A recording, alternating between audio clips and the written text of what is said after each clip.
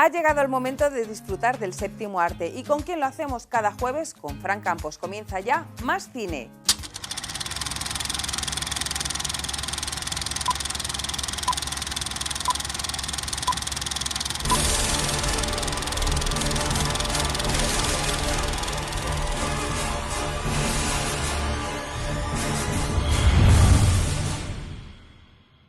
Y como nos avanzó la semana pasada, hoy nos vamos a remontar a nuestra infancia, incluidos los del 70, Fran. La semana pasada nos dijiste 80 y 90, pero los del 70 también disfrutamos de estas películas. Sí, sí, totalmente. Bueno, pero en realidad los de los 70 éramos los niños, bueno, eran los niños de los 80, porque cuando empezamos a disfrutar fueron esas películas grandes de los 80 y 90 en las que nos vamos a centrar hoy un poquito.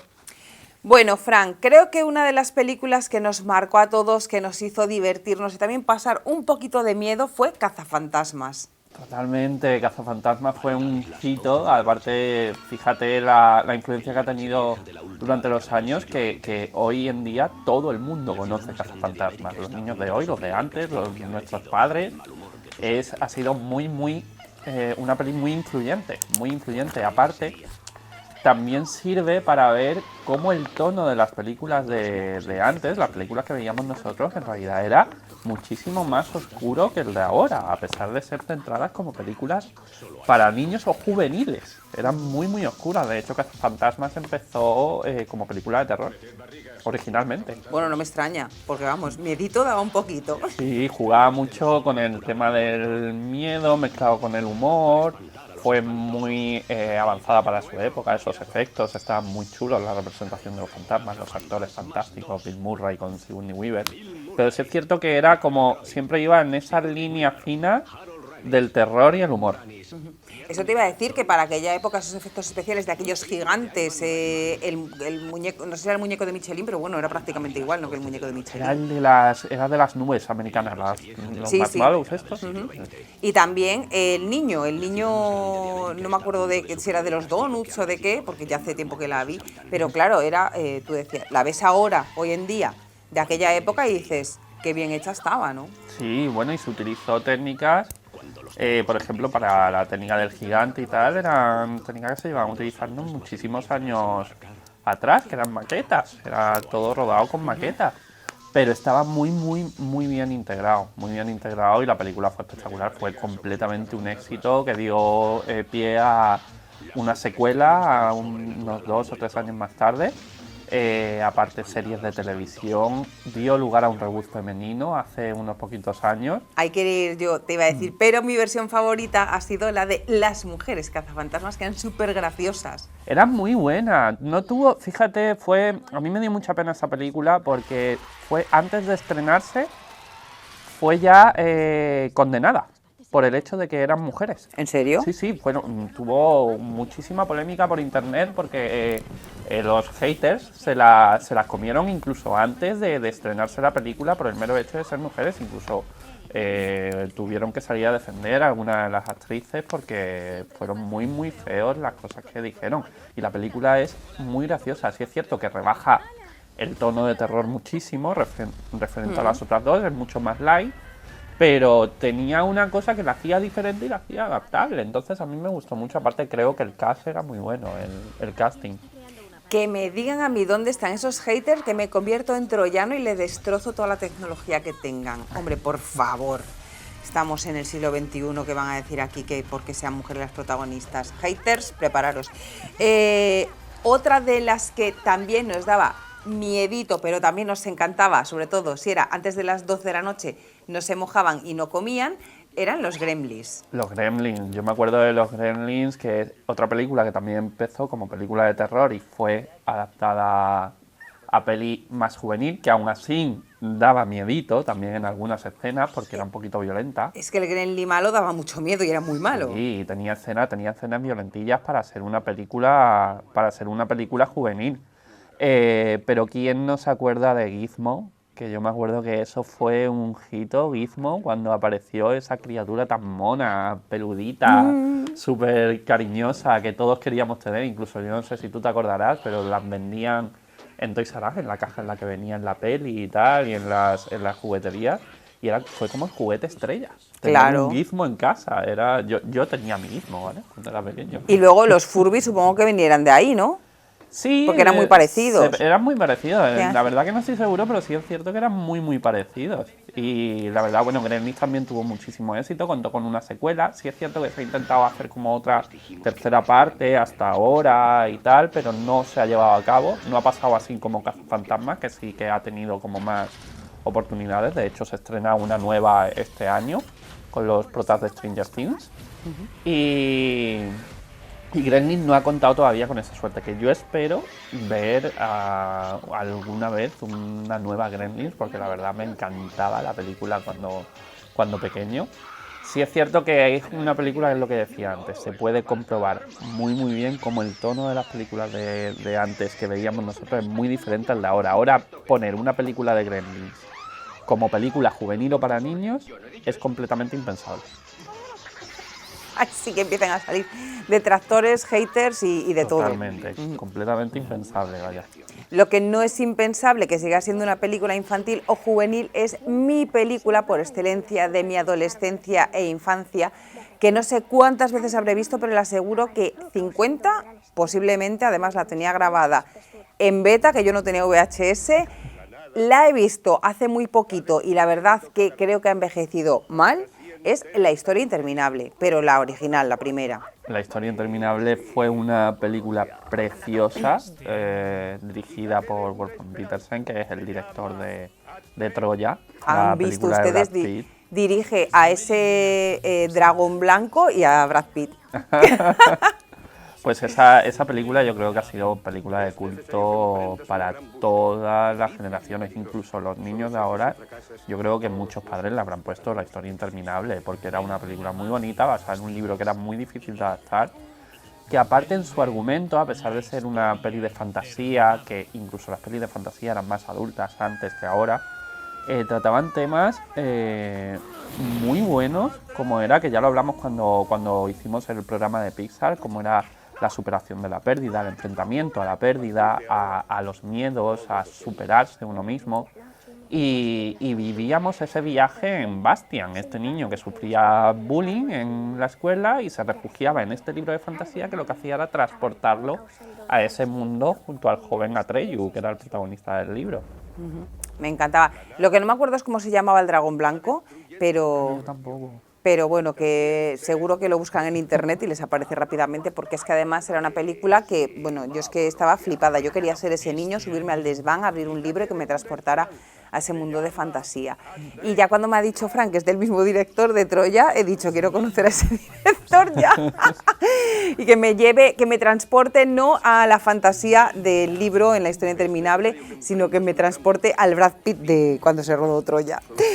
Dentro del laberinto, esta la he visto hace muy poquito, Frank, y antes de que nos empieces a hablar de esta película, te voy a contar una cosa, una anécdota. Yo la vi, pues no sé si en el confinamiento, la he visto hace muy poco. La protagonista, la niña, en muchísimas escenas, que de hecho hice pantallazos y se lo mandé a mi familia, es idéntica a mí cuando tenía 14 años. Oh, pues me tienes que enseñar una foto tuya de cuando tenías 14 años. Pues sí, tengo que buscarlas porque la verdad es que aquella época las tengo como de las excursiones de lejos, claro, eran las cámaras estas que tenían 36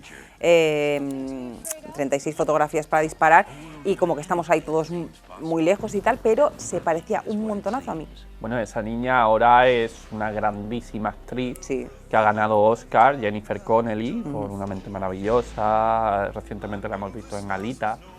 Y esa película fue todo un hito, era una película de Jim Henson, el creador de los teleñecos. De hecho utilizaba esa misma técnica de marionetas, pero evolucionada en marionetas mucho más grandes y tal. Y contaba con el icono pop, rock, glam, que era David Bowie en el papel de villano. Es una peli fantástica que es que recomiendo absolutamente a todo el mundo, porque yo creo que es muy inclasificable, porque hasta ahora la estética de esa película yo creo que no se ha vuelto a repetir. Es muy buena. Y aparte trataba el trasfondo de la película, que era el argumento que era esta niña mimada, adolescente, la época de los adolescentes rebeldes, que cansada de que no quería cuidar al hermano deseaba que se lo llevaran los duendes y vienen los duendes y se lo llevan. Y entonces ella ahí descubre que, oye, que tal vez la he fastidiado y tengo que aceptar esa responsabilidad y recuperar a mi hermano. Te habla también en ese trasfondo del paso de la adolescencia a la edad adulta, de la toma de responsabilidades, de la toma de solventar los fallos que uno crea, de la reivindicación de la independencia de uno mismo. Y es muy, muy, muy buena el mensaje que te da y la estética, todo. La verdad que es una película que recomiendo muchísimo.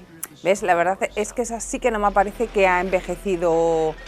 Claro, a lo mejor es que yo tenía en mi cabeza el mito de La historia interminable y cuando la vi hace poco como que me desanimó un poquito, pero como esta no la había visto yo creo que en la infancia, y si la vi, la vería una vez, sí que me gustó muchísimo. O sea, se ve la estética de los 80 por todos los sitios, pero es una película muy buena y que aunque seas adulto y tengas una edad como tengo yo, 25 años, pues puedes ver.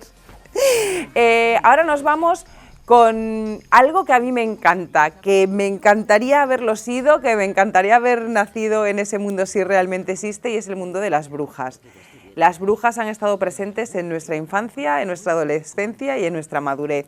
Y, por supuesto, tenemos pues, La maldición de las brujas como una de las referentes. La maldición de las brujas, que es basada en el libro Las brujas de Roald Dahl, que es el mismo escritor de Charlie y la fábrica de chocolate, por ejemplo. Esa película fue a la vez que muy mítica y que era para niños, porque antes las películas para niños, es lo que hablábamos, eran muy oscuras. También traumatizó a muchos niños, entre ellos a mí, porque tenía unos maquillajes para la gran bruja que la interpretaba Angelica Houston, que esa mujer cuando se quitaba la careta de humana, que se quitaba así como la piel y te daba esa cara monstruosa, también hecha por Jim Henson, el de los Tres Muñecos, que fue su última película. Era terrorífica. Aparte el argumento de esto de que las brujas vivían entre nosotros y que odiaban a los niños, que en realidad eran monstruos disfrazados de mujeres y que lo que hacían era transformar, intentar acabar con los niños de forma que quedaran impunes. Es decir, por ejemplo, aquí el planteamiento que te daban era transformar a los niños en ratones para que sus propios padres los mataran. O sea, era muy oscuro. Era muy oscuro. Esta película contó con remake hace muy poquito, el año pasado, dirigida por Robert Zemeckis, de Regreso al Futuro, y con Anne Hathaway, la magnífica Anne Hathaway de Los Miserables, en el papel de Angelica Houston. Es una peli que, claro, con las comparativas de... no, es que la anterior era mejor. Yo no me atrevería a decirlo, sí es cierto que la anterior era muy buena, pero también es que son muchísimos años de diferencia y es otro tono. Hay que adaptarlo a otro tono, entonces es muy difícil. Hay que evolucionar. Aún así, yo la recomiendo que se vean las dos. Y ahora nos vamos a despedir ya de este 11º programa de Más Cine con tu película favorita de tu infancia, El retorno de las brujas. Y esa película la he visto yo en bucle como 50 veces. Como Además, yo La historia interminable, ¿no? Sí, pero todos los años me la veo, es otra peli también basada en el mito de las brujas malas, ¿vale? Era de Disney, era dirigida por Kenny Ortega, de High School Musical, con un reparto brutal, que era Bette Midler, que ya había sido oscarizada, y con Sarah Jessica Parker, de Sexo en Nueva York.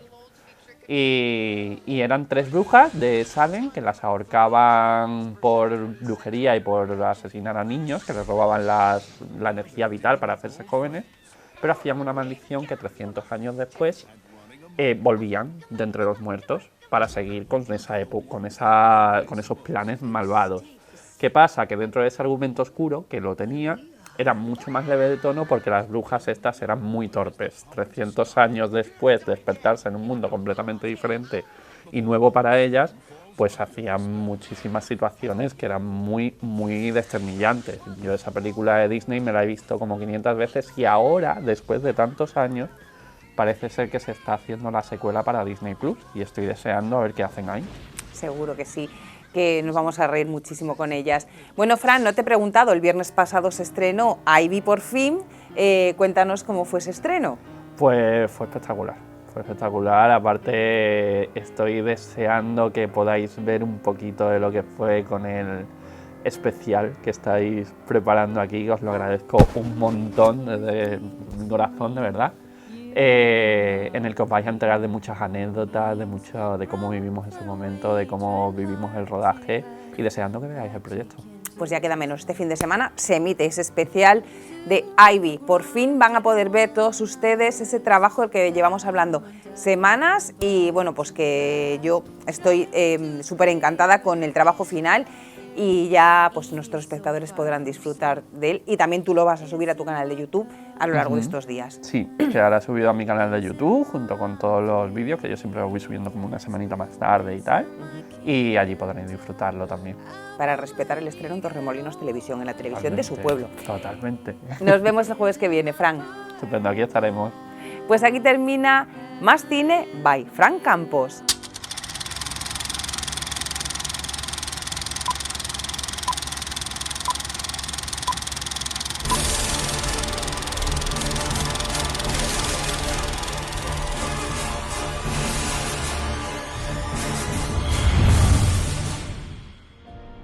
Nos vamos a publicidad y enseguida continuamos en Más Torremolinos.